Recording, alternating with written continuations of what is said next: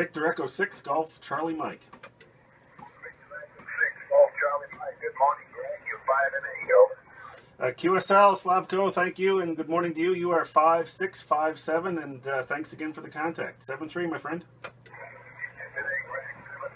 So she got up 5-7. They're back straight. Good morning. Today's video, I'm going to have a quick look at my Go box and that I use for HF, and you guys can check it out. Stick around.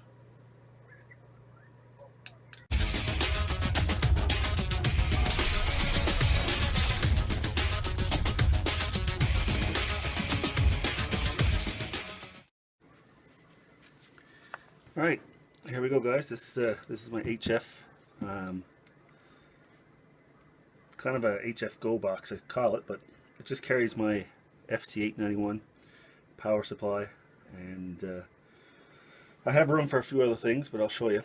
If you watch my video on the winter field day, you will have seen this, a little sneak peek of it. So here we go. I'll try and keep it in frame for you.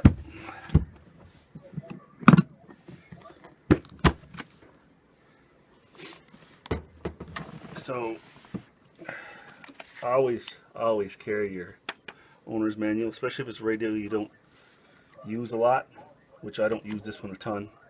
So I keep that there if I get any questions trying to figure something out. So of course it has the hand mic with it, and here is the FT891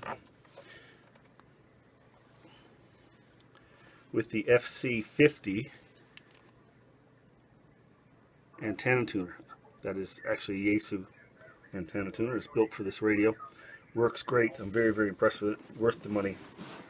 Does it automatically. You don't have to do anything. So that's that. And then of course I have the power supply here. Just a cheap Chinese switching power supply. Works awesome. And this here is